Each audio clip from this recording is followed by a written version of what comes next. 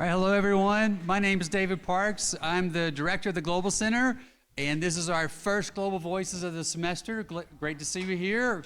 All right. Before we introduce our special guest speaker, I just want to give a little blurb about our next Global Voices. We're going to hear from a couple of our students who will be talking about their trip this past summer to South Asia. And so if you would like to, these are Beeson students, if you'd like to join us, please feel free to go to the QR code and sign up. As a matter of fact, also go to our website, just type in Beeson Divinity School Global Center, and you'll be able to see the lineup for the rest of our Global Voices for this semester. One more I want to put on your radar is that we have a former faculty member who spent a year in North Korea. I said north, and that's correct. And he has shared before at Global Voices, and it was, for me, we've been doing this for about 10 years, and it was top 2, 3 ever. It was amazing. So I highly recommend for you to be there to join us. It will not be recorded, and so we would love for you to join us there.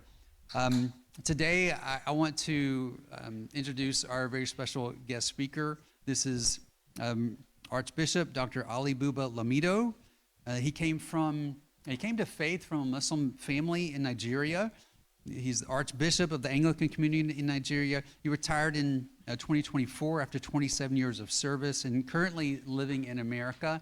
One of the interesting things that he's done, he wrote this book, Just War Theory and the War Against Boko Haram in Nigeria. He studied Augustine's Just War Theory, and he's kind of applied that to that situation. He's faithfully led the church amidst persecution, violent persecution in the wake of many threats on his life. He's had to live for 4 years in hiding until it eventually became untenable for him to be protected, and that's why he's here. That's why he's joining us here. He's living in America. Some of you may remember Josiah and Callie Tromley. These are Beeson. One worked with me in the Global Center. Josiah is a graduate, and they're working in an Anglican church in Texas, and so they know Archbishop Lamido and recommended him to come here. And so I'm just so excited. I have been looking for an opportunity, someone like this to represent the people, the Christians in Nigeria. They're suffering in not just the last few years, but for 10, 20, it has been immense. And I want to honor him. I hope we honor him with our listening today. And we just want you to know we are so honored that you are here. And we are so glad that you're here. And we receive what you have to say kindly and enthusiastically. Please worship. I'm sorry. Did I say worship? My tongue kind of slipped over one of my teeth there. So no, please welcome Dr. Lamido.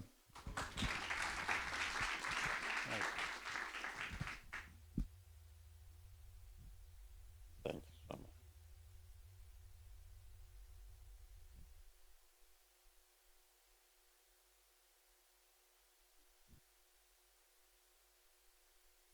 I am indeed honored and so delighted to be invited to come and speak to you this afternoon. I want to say a special thank you to Dr. David Park and Jonathan Fletcher, who have been in correspondence with me and asking me to come through one of your alma mater, Callie and Josiah Tromley, who were students here. We work with them at Christ our King Anglican Church at New Braunfels, Texas. I am thankful for this opportunity to be with you. I will speak probably for 30 minutes or less, then give room for questions if there are any, and comments. So I will quickly go through by first introducing myself and saying a little testimony about myself quickly and go into discourse of today. My name is Ali Buba Lamido. I'm from Nigeria. I became Christian as a teenager, probably at the age of 13, 14, after going through Quranic school, Islamic school.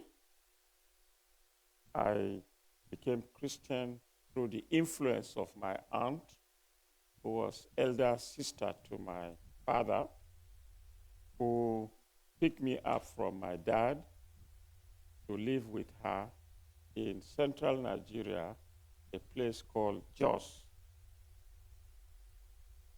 I was going through Quranic school, and I was going to normal primary school, not to learn, but to take meals to my cousins. And I stood on the window to listen to the teacher teach. And one day, the head teacher noticed me that I came regularly and stood on window to hear them. And she said to me, "This boy, come in to the class, and I will talk to your mother," meaning my auntie, "to enroll you formally." And the next day, my auntie took me to the school. I was very big and among little kids to study. In the school, it was an Anglican elementary school established by Church Missionary Society, London, and it was compulsory for every pupil or student to have a Bible, a book of common prayer, and a hymn book as a requirement, whether you are Muslim or Christian. So I knew how to say the Lord's Prayer, the Apostles' Creed, and we sang hymns, even though I was Muslim, until when I was of age. My auntie called me one night to say, "Let me tell you about salvation in Christ." And he did witness Jesus Christ to me, July 1971. That night, I remember, pray to accept Jesus as Savior and Lord in my life. And that was the beginning of my Christian journey. A year after, exactly, I was baptized by one Scottish priest in the Anglican Church. And I went through church catechism and much discipleship in other organizations and became Christian. That was my beginning, a very humble beginning.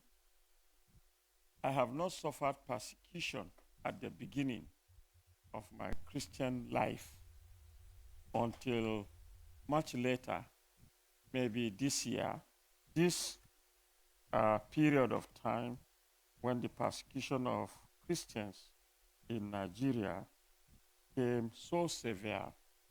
And I will let you know that for 4 good years, as bishop and archbishop of Kaduna province, where I was, I have gone through severe attacks in which some military and police and guards were killed when I was attacked 4 times.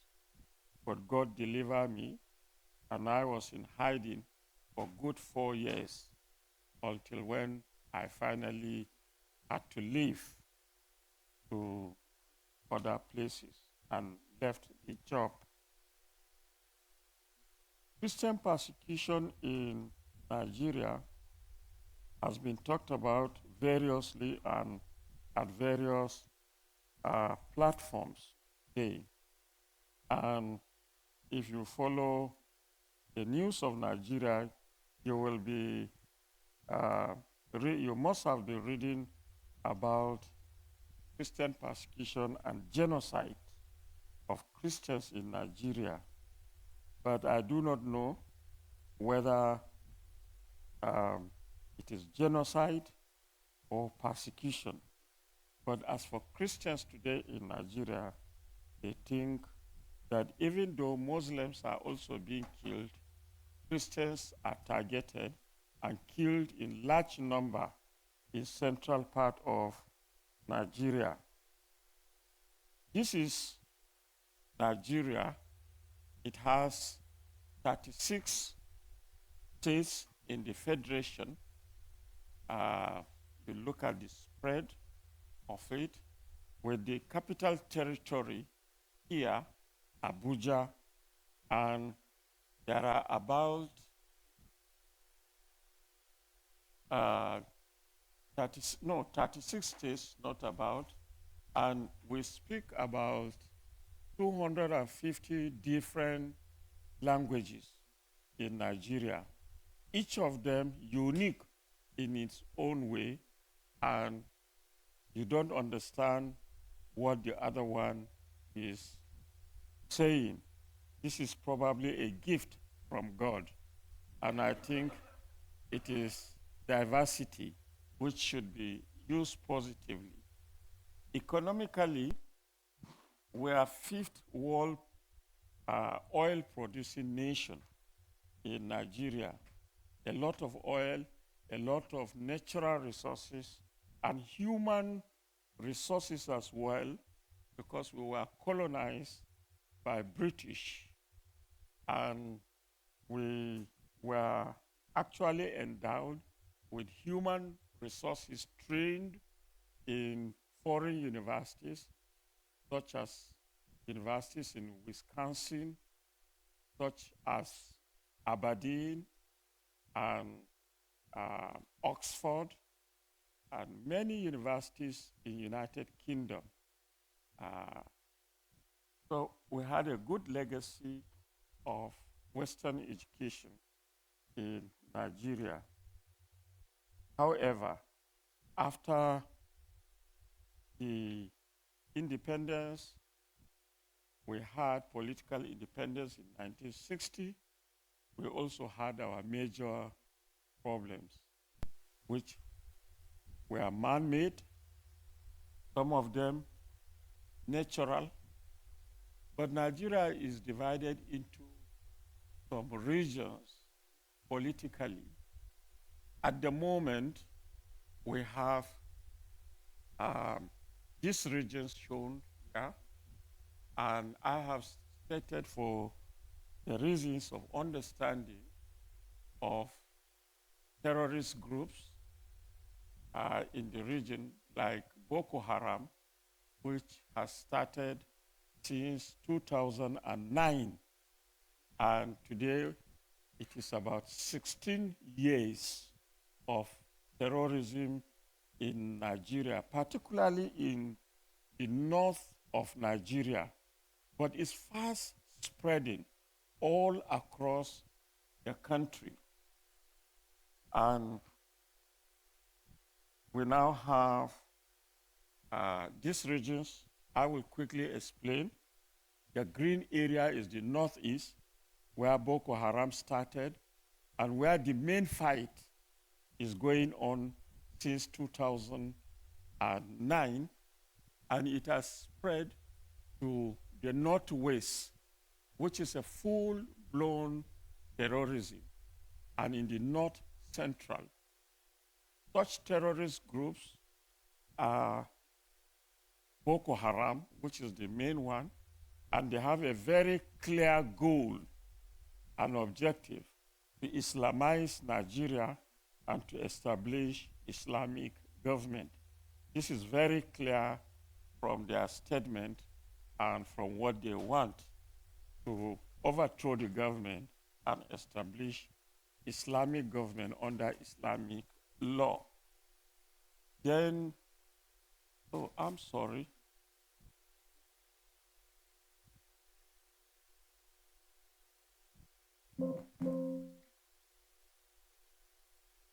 Please help me quickly, if you can. This is where we are. Now, various Islamic terrorist groups operate here. In the northeast is Boko Haram. In the northwest, now are other terrorist groups emerging from Boko Haram, and ISIS has joined up with Boko Haram to form what they call ISIS West Africa, ISWAP, fighting along with Boko Haram. And they've spread up to North Central with another terrorist group called Ansuru here in North Central. Now, what they do is, apart from targeting Christian churches, killing Christians, burning down their churches, burning down their businesses, destroying their villages, raiding villages by burning the villages, killing people, including women and children, raping of women, but they also kidnap people for ransom. And in kidnapping people for ransom, they demand a lot of money. Sometimes they release their captives after receiving ransom, and sometimes not. They don't release anyone. They are so specialized now that they are not only using sophisticated weapons, but they are also using modern drones to fight. So they don't have to go physically, they just send them. And it's happening now in Nigeria. The question now that will arise from what you may ask is, what is the Nigerian government doing? Now, this terrorist group, because they have been long, for 15, 16 years, they have also infiltrated the government. Some of them are in government, some of them are already in Nigerian military, some of them are in police, and they are all over. One thing with terrorism is that you do not know your enemy. When you are fighting a conventional war, you know the boundaries. But in this case, you might have a neighbor that you live with a neighbor and you do not know whether your neighbor belongs to a terrorist group. That is another factor with terrorism. Recently, after all happenings, US decided to intervene, and ISIS concentration area was attacked last year on Christmas Day. And these are the places that were attacked. Sokoto here, and there was an incident at Jabo, a village, and there was another area, the attack here in Kwara region. Up is a country called Niger and Benin Republic, which are all our borders. But this is where the US targeted through the president, Donald Trump. It was successful to hit terrorist area. Many were killed, but the propaganda on media has it that they were not affected. No, certainly they were affected, and many were killed. There was a lot of excitement and jubilation when Donald Trump intervened through this bombing. However, shortly after the bombing came a kind of propaganda and appeal through our government, the US government, that there was no genocide. So the politics is on, and the politics has gone so far by really even appointing some lobbyists who will lobby through giving a different narrative that Christians are not particularly targeted. A sum of $9 million was given to such a lobbyist to lobby and give a different narrative. At the moment, what I read 2 days ago was that we have US Army now on ground in Nigeria, and the negotiation is still going on whether to work with Nigeria Army. But if they will collaborate, our argument is that the Nigerian Army has been there fighting for 16 years without much success. And we're not sure that there will be good intelligence gathering through Nigerian Army, as it has been infiltrated and also politicized. And we wish that the bombings by US continue, especially on terrorists, get rid of them. But my own thinking is that in fighting terrorism, there has to be conscious and intentional effort, not just to fight physically, because when you fight physically, you are not fighting their ideology. Even if you get rid of them physically, the ideology still remains. So people will one day grow up to take up again that same ideology. And I think government need to fight the ideology through schools, universities, and the public, and reorient people towards positive ideology, as well as fighting physically. These are fleeing villagers after notice of impending terrorist attack, because the terrorists will give notice to villages that they will attack. They are asked to pay certain kind of levy or tax to these terrorists. And if they don't pay, they are normally attacked, killed, kidnapped, and the village burned down. This is a true picture of a village that was to be attacked, and people moving out from the village to the main city for their safety. It did happen, still here,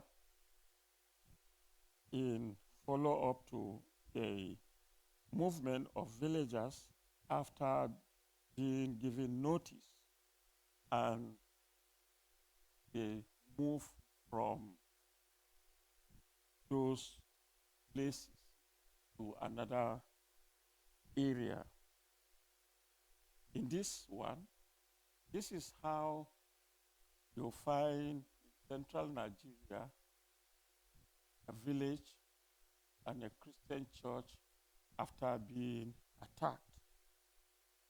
Find the remains of a church like this, burnt down, a lot of the roof down, and people, they are looking at what is happening, trying to demonstrate and tell the government that it is not important to do that or necessary to do that. But the cry of the people and their intention remain just at, on demonstration and doesn't go really very far. Friends, again, village here destroyed and people killed or kidnapped. Here, people normally after villages or towns being destroyed, and you see means here is how it looks like. This is particularly in central part of Nigeria, like in Plateau State, in Benue State, in Taraba State, where Christians have dominance. By the way, in Nigeria, the population is about 230 million, and Christians share 50-50, maybe 50 Christians and 50 Muslims. There are others of other faiths, but mainly Christians are equal to the number of Muslims. So you have the narrative that is given, such as Muslims are more in number than the Christians, which really is not true if you follow the population very well. It is true that some Muslims are also attacked. But why are they attacked? It is because they don't agree with the ideology of these terrorists. So anyone who does not agree with their theology or with their ideology and philosophy is also regarded as an infidel, and so they attack the Muslim mosques as well. And Muslims are also kidnapped and they are killed. But the primary goal, to be factual, is to get rid of Christians. It's a thing we will call ethnic cleansing, and that is what their target is. This is a picture here of a car bomb, a kind of suicide bombing. And people would normally, the terrorists will engage in suicide bombing. Sometimes they use little children and tie all the things with them, and it's a matter of using remote control somewhere when they are in public and ignite it and bomb and kill people. It could be church, it could be market, it could be a mosque or anywhere. And close to it, this is what it looks like, a mass burial. Popular, outspoken preacher here doing mass burial. This priest has been engaged in talking, very outspoken, and he does a lot of mass burial. In one day, some years back, more than 500 people were killed same day, all Christians. 2024 Christmas period, Christmas Eve, more than 200 were killed in a village. they engage in burying them all. This is a clear indication of mass burial. Not good to see, but it's all right to see. Sometimes the propaganda of the Muslim is that Christians make empty coffins and claim that they have mass burial. So the priest I showed before now decided that even though it's not our tradition to open the caskets, he now opens them so that the public will see the content of the coffins and they are buried. This is then mass burial. This is another one you can see here, all in one tomb. And here several of them witness Christians who have been killed. Here is another one, mass burial. Killed Christians gathering to bury people who are killed. I go further. In the same regard, you find Christians. Previously, as soon as they are killed, they are just gathered without caskets, just burying them en masse. But now it has been agreed that let the whole world see. So they do good ceremonial burial so that the world will see exactly what is happening. Here also, there you see women. Here, these are widows and orphans. Their husbands have been killed. Most of them are now living without homes. They are in isolation, in camps, and just being fed by well-meaning people and organizations. Here, those in red here are deemed to be people who have information or who give information to the military from the public about terrorists. So when they are arrested or captured by the terrorists, this is what they do. Put them in red clothes and execute them. And they will post the pictures and the videos of how they do. To be immodest on this killing, sometimes they are not shot, they are slaughtered like animals. That is what they do.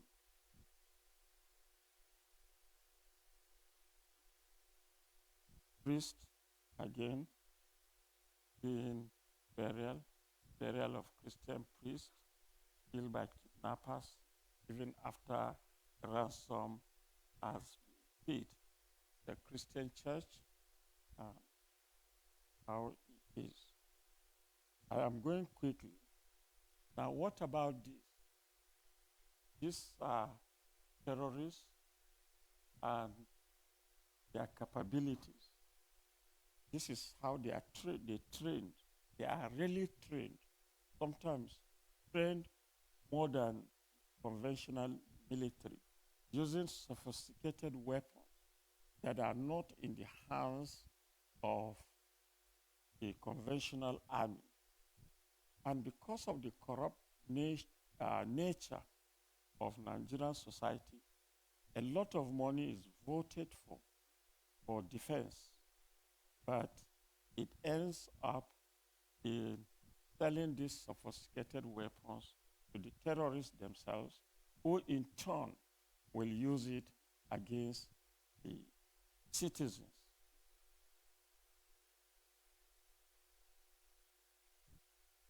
Here we have terrorists, weapons and fighters again. using very, very sophisticated weapons that are not accessible to Nigerian military. Terrorist weapons, again, better equipped than local resistance and the army. Here, an effort of the Nigerian army recovering terrorist weapons. You can see all these that are recovered from those terrorists. Unfortunately, most of them are not prosecuted. They are really arrested but not prosecuted. For instance, those who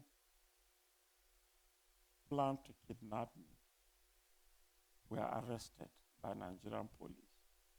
They were shown on national television, and they confessed on national television that I was their target. But again, they have been released.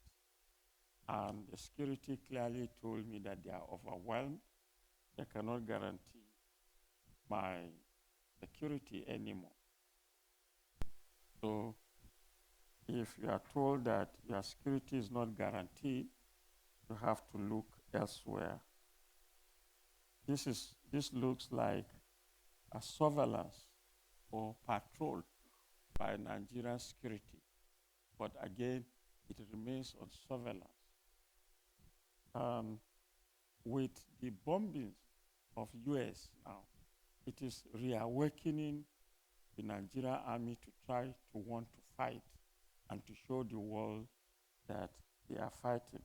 I don't know how much they can do that, but that is it. This is community resistance and weapons. If you look at the weapons, they are weak weapons, locally made guns. These are people who are arrested, terrorists, but public can do nothing to them. After going into the hands of the police and army, again, they are released. Quickly, this is a church, Christ Apostolic Church.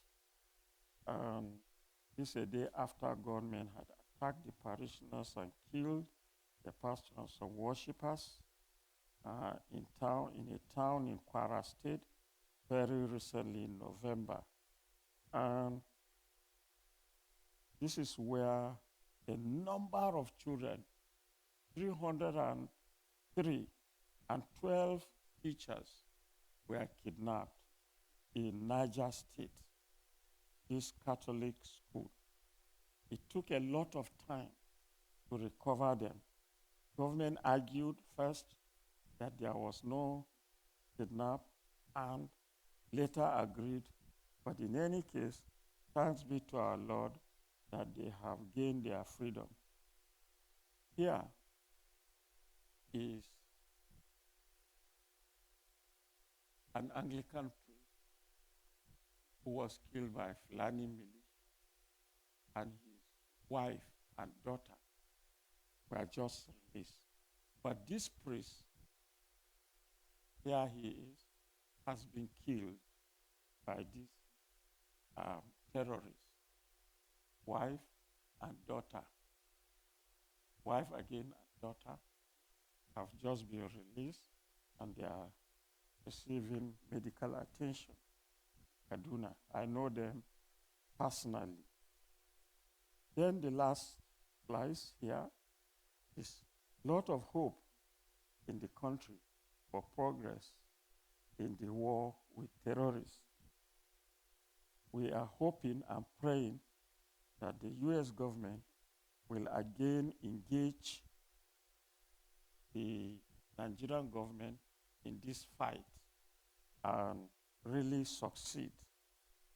I want to say and conclude by saying that there are many narratives given on persecution of Christians in Nigeria.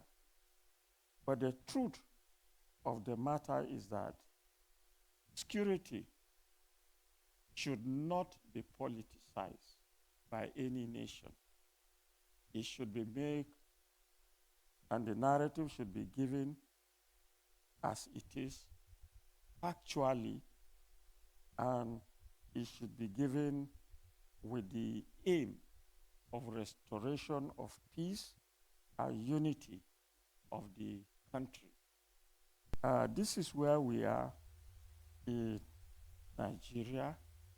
We are hoping that with the intervention of United States, there will be restoration of peace and unity in Nigeria, and things will begin to work. But I want to say that the church in Nigeria is still growing in the midst of this terrorism. For instance, in the Anglican Church alone, we have about 22 million Anglicans on average Sunday attendance. We have many Baptists. We have many Pentecostals. We have many other congregational churches which were established in 1900 by one American mission called Sudan Interior Mission. They are all there. And many Catholics. So it's a very, very growing church. And in the midst of this, many are also coming to faith, including the Muslims themselves. Some would say Jesus appeared to them. Some will come to read Quran and compare with Bible and come to faith. What the Lord is doing in the midst of this for the church. I thank you very much. I will post here.